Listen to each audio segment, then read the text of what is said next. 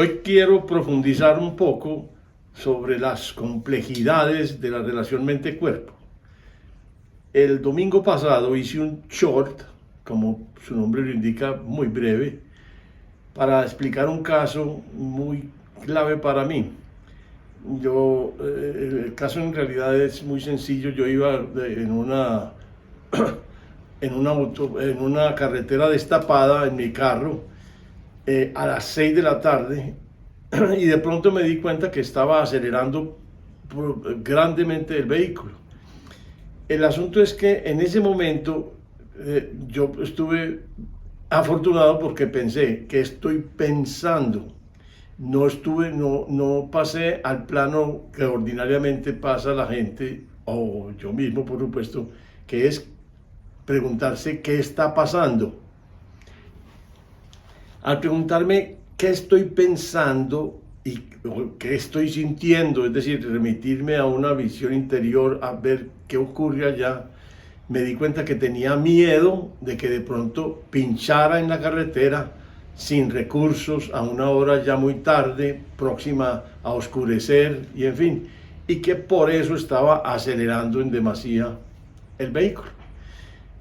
Por supuesto, al detectar ese temor, yo solucioné el problema, porque cogí el temor y me pregunté, bueno, entonces, ¿qué hacer si de pronto sí ocurre? Cuando me pregunté eso, entonces ya sí lo solucioné, porque dije, no, yo me estaciono despacio, con calma, saco las señales que le indiquen a los demás vehículos que estoy varado o que estoy haciendo una operación, saco el gato, saco la llanta de repuesto y procedo con todo cuidado y calma, porque ya no tengo problema. Yo desde que esté bien señalizado, yo hago ese cambio muy rápido y no tengo que afanarme ni que acosarme. Pero en ese momento entonces, al visualizar que tenía una solución absolutamente clara a mano, yo dejo de acelerar el vehículo y simplemente sigo en mi camino ya en forma tranquila y serena. El punto que yo quería clarificar es que normalmente nosotros no nos preguntamos en los momentos más difíciles qué estoy pensando o qué estoy sintiendo. Lo normal es que nos preguntemos qué está pasando. Yo recuerdo muy bien, por ejemplo, en un centro comercial en los Estados Unidos, una especie como de explosión, como un disparo, algo así. Y lo primero que oí, inmediatamente todo el mundo gritando, "What's going on?". Entonces, la gente está pensando siempre es, ¿qué está pasando? No, qué estoy sintiendo o que estoy pensando. Y eso es una cosa importantísima de entender, porque es que, fíjense bien, si por ejemplo yo en ese momento me pregunto qué está pasando, observen bien qué pasa con la percepción. Yo sigo observando la carretera, me estoy dando cuenta de cómo están las piedras, qué tan gruesas son, qué tantos baches tiene el camino, cuánto está oscureciendo, cuántos carros vienen, a qué velocidad van, de qué tamaño son, porque puede que era una carretera de un pueblo de Antioquia, no muy ancha. Entonces, por ejemplo, si viene un camión de esos de escalera o un bus grande, pues tiende a ocupar casi que toda la calzada. Y es un problema si viene, por ejemplo, muy veloz, porque puede perfectamente darle un golpe a uno con mucha facilidad. Entonces uno está atento a todas las cosas que estén pasando, pero asociadas al temor que tiene, y no se da cuenta de que al mismo tiempo están sucediendo mil cosas alrededor. Solo si uno se calma y cambia, uno puede, digamos, darse cuenta de que va en una especie de, incluso de paseo, puede admirar el panorama y puede aprovechar para conversar con la persona que lo esté acompañando. Por ejemplo, si yo fuera con mi esposa, podríamos perfectamente ubicar música y comentarla y decir que apreciamos, que nos gusta de ella, que valoramos, en qué variables nos fijamos, en fin. Podría ser una conversación muy interesante que por supuesto nos perdemos porque no tenemos la posibilidad de hacerlo debido a que vamos en el estrés más alto del mundo, mirando qué se relaciona con ese estrés y qué datos están afirmando que la situación realmente es peligrosa y amenazante. ¿Por qué lo traigo? Porque miren, el problema es que en ese instante, si nosotros registráramos los parámetros fisiológicos, nosotros encontraríamos un evidente estrés. Con seguridad que en ese momento, como es un momento de amenaza, entonces toda la sangre está en las extremidades superiores y en las inferiores, que son las que reciben la sangre cada vez que estamos en posición de peligro, bien sea para huir de él o para agredir la fuente de amenaza. Entonces se necesita que la sangre migre a las extremidades, que son las que pueden hacer algunos actos o defensivos o de huida. Entonces el asunto es que nosotros no nos percatamos porque esa acción es, digámoslo, muy habitual. Pero el asunto importante es que si nosotros nos acostumbramos a vivir así, hay un problema, y es que si permanentemente el subconsciente está registrando todas las experiencias que estamos viviendo. Y una de las experiencias más complicadas aquí en este momento es la situación de amenaza. Por supuesto, en esa situación de amenaza, vuelvo a decir, hay estrés, y el estrés desencadena todo digamos, el síndrome de adaptación del estrés que desencadena toda la secreción hormonal de la adrenocorticotropa, la actividad de las glándulas suprarrenales segregando cortisol, y el cortisol actuando definitivamente sobre los centros centrales del cerebro. Nosotros sabemos que el cortisol, si se mantiene constantemente alto a nivel de la sangre, va lesionando y matando células del hipocampo.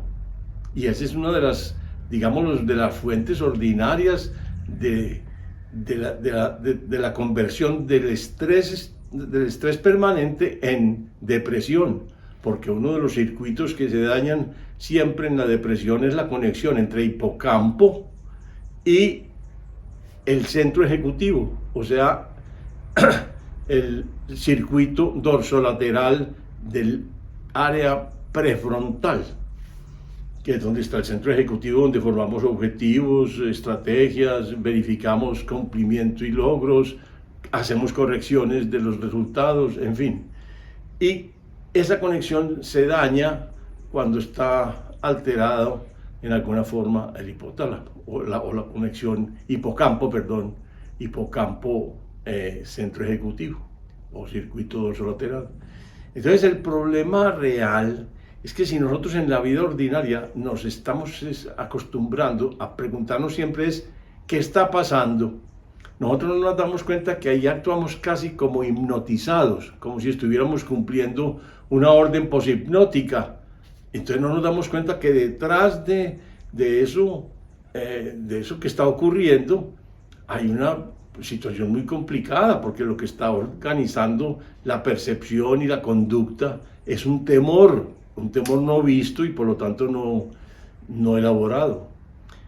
Entonces viene a mi mente una situación muy complicada, porque es que yo normalmente lo que hago es proyectar los fenómenos y los procesos que nosotros tenemos a través del tiempo. ¿Qué pasa en 10 años si nosotros nos acostumbramos siempre a estar pensando qué está pasando y no qué estoy pensando, qué estoy sintiendo? Nos podemos perfectamente estar acostumbrando a que el nivel de estrés sea alto permanentemente. Y eso es condición clave para una depresión. Y entonces es la enfermedad del siglo, el estrés y la depresión, por supuesto. Pero entonces yo me pongo a pensar en dos personas de diferentes edades, una digámoslo, de mi edad, de unos 81 años, 80, y otra mucho más joven, por decir alguna cosa, una persona de unos 58 años, próxima a los 60. Pero que se proyecten 10 años hacia adelante, uno sin estrés y el otro casi que en permanente estrés. Ustedes no se dan cuenta, pero la verdad es que el envejecimiento de una persona con estrés permanente es muy prematuro y muy fuerte. Entonces, si pasan 10 años, usted verá que la persona más vieja realmente sigue muy joven si sus niveles de estrés son bajísimos. Y sigue muy conservada, y sigue muy recta, y sigue muy ágil en sus comportamientos y en su procesamiento mental. En cambio, la otra se va deprimiendo, va perdiendo postura, desde ahí empieza también, y va perdiendo, por supuesto, tonicidad muscular, y fuera de eso, tersura de su piel, está aumentando un montón de parámetros que lo envejecen. Y eso es un asunto que en el fondo, mirado, digámoslo, en un corte transversal, que es aquí y ahora, no es un problema, pero mirado longitudinalmente, es decir, a través del tiempo y proyectado 10 años, la cosa es muy grave, porque lo que ya se anuncia es un alto deterioro posible en la persona que está sufriendo ese estrés. Y sabemos que el subconsciente tiene una característica muy importante, y es que él no es lógico, no examina críticamente las situaciones, él simplemente las asume, y las asume como una orden, como quien dice, este estado de estrés parece ser el más adecuado para esta persona, yo sigo produciéndolo, yo le ayudo a que se meta en situaciones cada vez más amenazantes para que el estado del estrés se mantenga y se conserva.